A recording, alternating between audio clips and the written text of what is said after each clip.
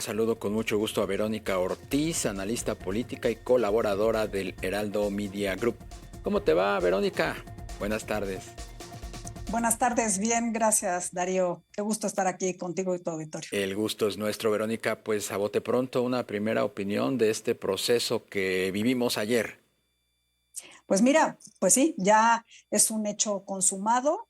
Vamos a tener un nuevo poder judicial.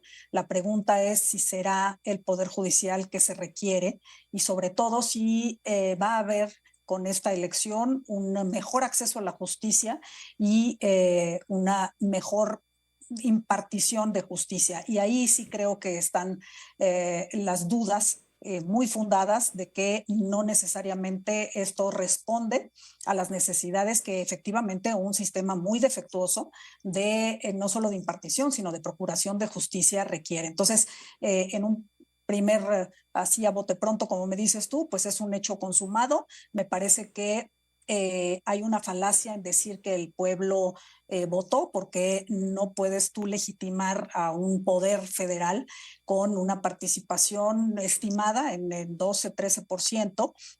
Ahorita estaba revisando para las cifras para la participación en la votación de ministros y ministras de la Corte, sigue estando en un 11.3 o 4%. Entonces, la verdad es que es una participación muy baja. Si lo vemos al revés, es un rechazo de 9 de cada 10 electores o ciudadanos con derecho a participar y a votar. Entonces, pues sí, tenemos una elección que se realizó efectivamente en paz, pero tenemos un desaire ciudadano y un rechazo ciudadano a, en todo caso, aceptar esta responsabilidad de ser a quienes se les imponga la decisión sobre quiénes van a ser los integrantes de un poder judicial. Definitivamente es un hecho ya consumado porque, como tú bien dices, es pues asombroso, ¿no? Que solamente un 13% del padrón electoral tome la decisión de conformar ni más ni menos que un nuevo poder judicial. Definitivamente, Darío. O sea, estamos hablando aquí de uno de los pilares de un régimen democrático y mucho se ha dicho de la posibilidad de que el pueblo vote. Y ahí es en donde verdaderamente pues están las incógnitas. Era una elección tan complicada que humanamente era imposible conocer las trayectorias, pero más aún que eso, decidir sobre quiénes están preparados debidamente como para ser juzgadores.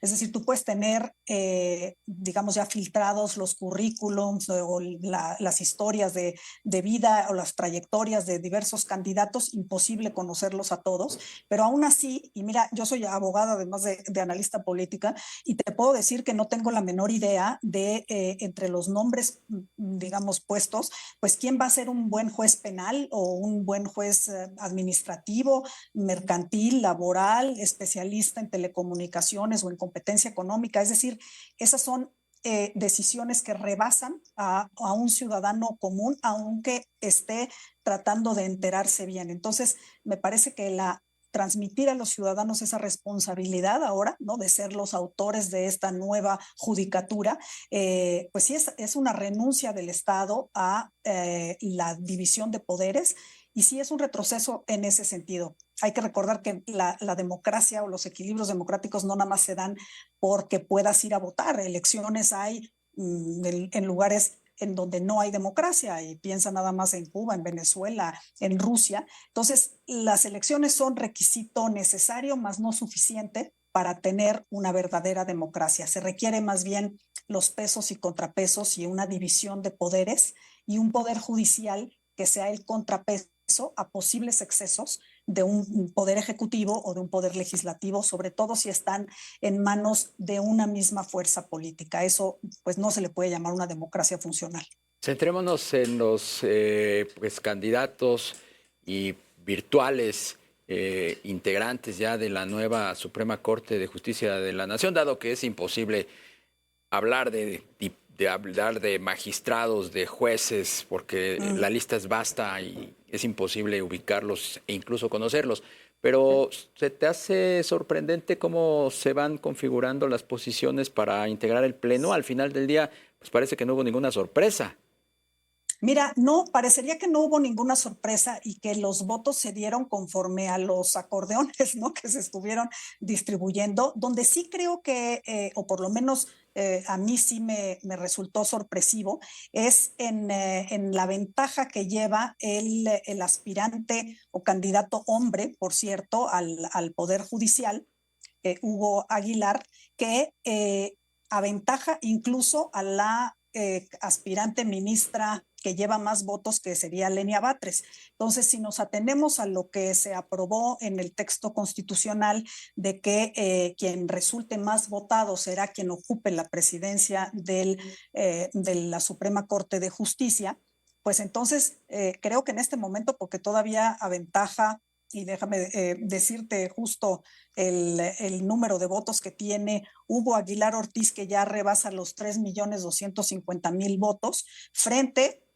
a los 3.073.000 de Lenia Batres. Entonces estaríamos teniendo, sí, la integración clarísima, sobre todo en el caso de las mujeres. Básicamente tenemos a las 3 ministras que están repitiendo, más otras 2 que también estaban mencionadas en los famosos acordeones, pero a mí me parece que en todo caso la sorpresa o el giro inesperado para la presidencia de la Corte, o la sorpresa podría venir de este candidato oaxaqueño Hugo Aguilar Ortiz. Un experto en el tema de grupos Indígenas.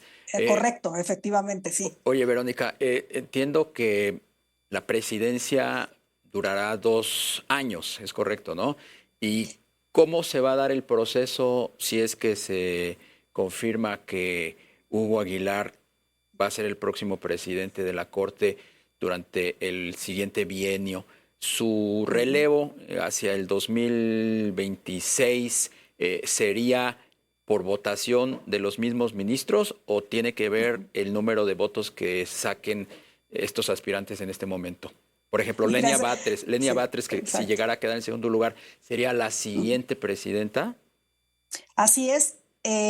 Como quedó la Constitución, a ver, hay una contradicción dentro del texto constitucional que ya no se corrigió, y otra cosa que sí queda clara el orden de prelación que dices tú, que sea el que tenga más votos, y después cuando venga la renovación, quien le sigue en el número de votos. Entonces estaría siendo efectivamente, como dices tú, si se confirman estas cifras, sería primero este candidato Hugo Aguilar, después seguiría Lenia Batres, y así nos iríamos hacia las siguientes votaciones.